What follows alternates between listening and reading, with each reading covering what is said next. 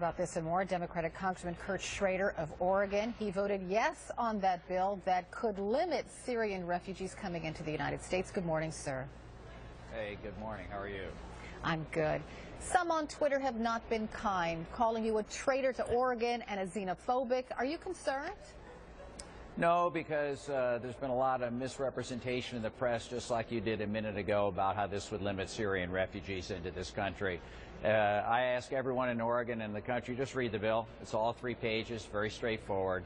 And all it talks about is making sure that our intelligence and security forces, including the FBI, certify that people coming in through the refugee program, which every member of Congress wants to continue, are not a threat or under the current processes to people of the United States. People in this country are afraid, Carol. They deserve to know that the United States government and their Congress is doing everything to make sure that the refugees that need to get out of these horrible places can do so safely, and they do not pose a threat to Americans. Well, I will say, some say the intent of this bill is to really create so many checks that it will be impossible for any Syrian refugee to come into this country anytime soon. Absolutely false. Again, read the bill. The Republican leadership could have put on a very strange, wackadoodle type of bill that would have gone against Muslims, would have had all sorts of restrictions stopping the Syrian refugee program altogether.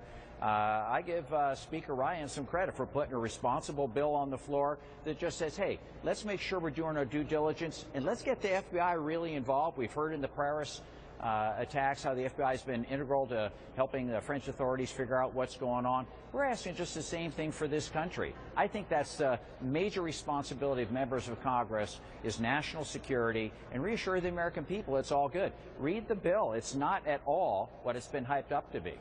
Okay, so Congressman, this vote to keep Syrian refugees, a pause on Syrian refugees, I guess I should put it this way. There's no pause, Carol. That's incorrect, okay, with all due respect. So dozens and dozens of checks. I'll go along with you, okay? So, but a lot of people say, one additional check.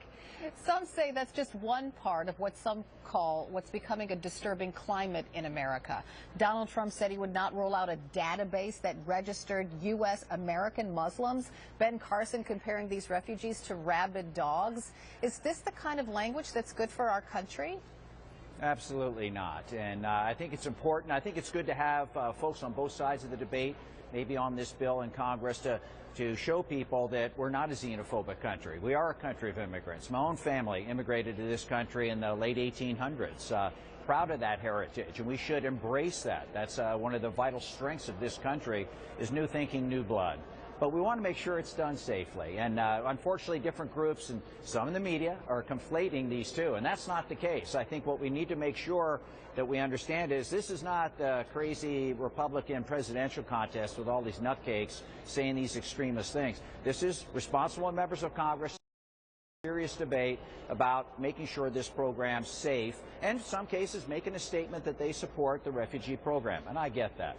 Right. So what you're saying is the bill is sane, and some of the rhetoric coming from these Republican candidates are, in your words, nutcake? Yes, ma'am. Okay, I just wanted to make that clear. George W. Bush, you heard him in that ad. He said those things about American Muslims after 9/11. The rhetoric about Muslims seems to be much more harsh today. Yeah. What happened? Well, again, I think people tend to be afraid. Unfortunately, if a person doesn't look like you, doesn't sound like you, maybe doesn't dress like you, they're an easy target to potentially vilify or blame for certain things that are happening.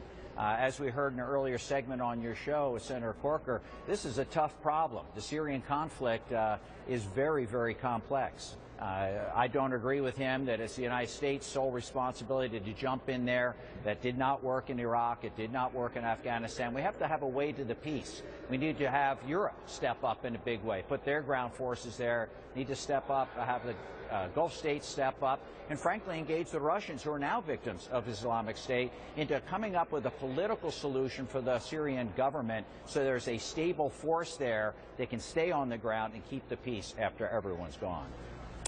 Congressman Schrader of Oregon, thank you so much for being with me. Hey, thanks.